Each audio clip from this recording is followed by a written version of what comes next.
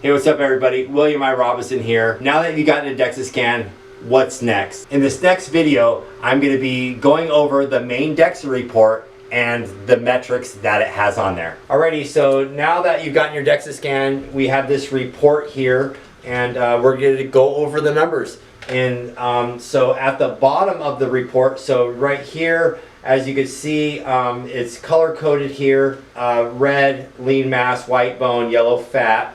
And then over here, hold on, the region, percent, total mass is weight, fat mass, lean mass, and then the bone mineral count. But what I want to do is go at the bottom of the page, which it has all the indicators from all the other tests that you get from a DEXA scan. So let's evaluate this person here and look how it's being trended and what to do with these numbers. So the BMI, it's in the normal range, and if you go off of everyone that comes in here, we get this form here. I made a DEXA scan information sheet, so it talks about the metric, what it measures, and what are general standards for each one. So as you can see, her BMI 18.7, that's on the lower end of normal, and then the body fat percent at 30.6. And as you can see, that's on right at the top end of normal as well. So one thing that tells me right then and there is if I have a low BMI and a high body fat, I'm already thinking she has low muscle mass. I've been doing this nearly 30 years, so I'm already seeing where it's trending. Okay, so now we go to the next one, which is AG ratio. AG ratio. That's android to gynoid. So if we come up here, and as you can see, android is 23.4% and gynoid is 34.2%. Android is upper body fat, gynoid is lower body fat, or upper, like android is known as apple shaped and gynoid is pear shaped. So as you can see, she is a pear shaped. She carries more fat down low, but as you can see, it's not more of a fat with her, it's more of a low muscle density, which is same thing with the other trends. Her bone mineral density is 1.147, and as you can see on the general standards, that's within normal limits. But with this specific client, I printed her a specific sheet for her bone density because there was some areas of her body that were a little bit lower than the 1.0. So that's something she could give to her physician and maybe get a more in-depth DEXA scan. Now the difference between DEXA scans is the one that we have here, the software, and it's calibrated to do soft tissue testing and bone mineral density.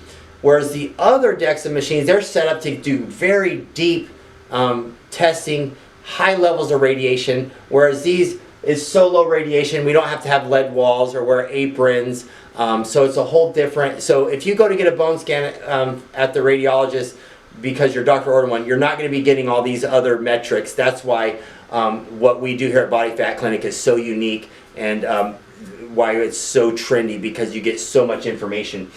So with her bone mineral density being 1.147, that's a good metric, but it's on the lower end, which is the same trend that this client's been having.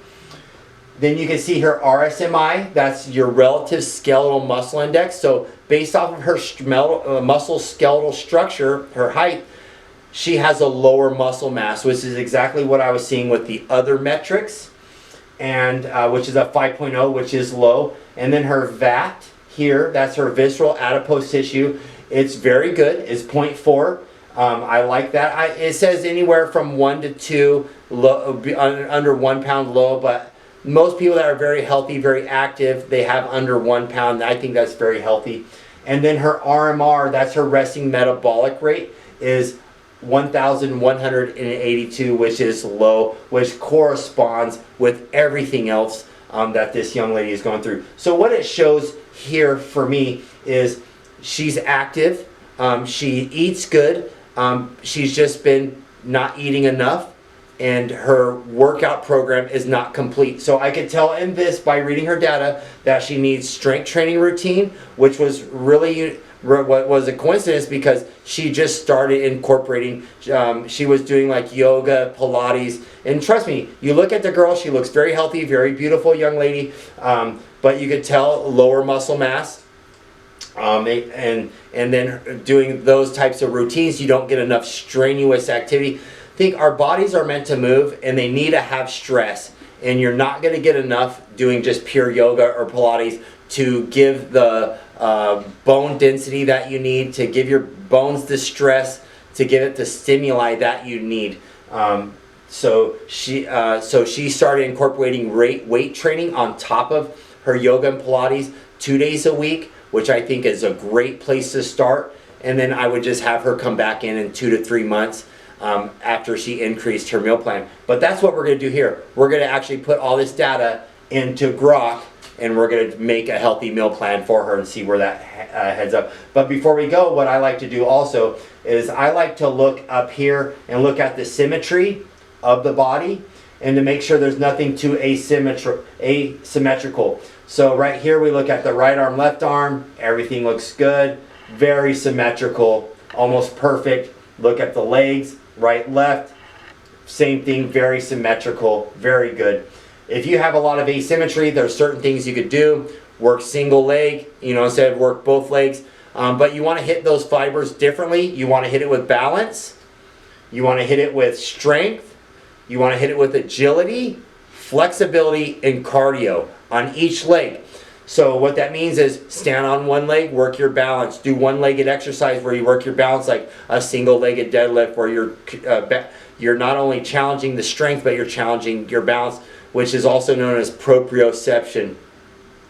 Strength training, we all do strength training in the gym, but work on power as well. Every now and again, do like a 1 or 2 rep max on each side and see if there's a significant difference between the two.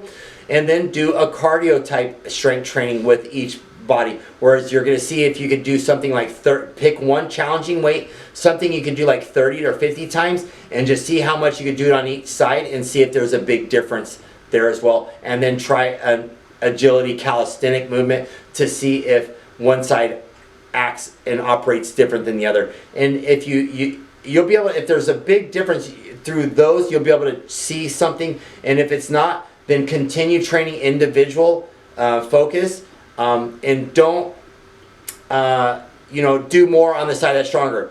Start with the weak side and then match it with the other side, and then that should even out over time. And some of us just have some asymmetry. That's what makes us beautiful, right? We're not perfect.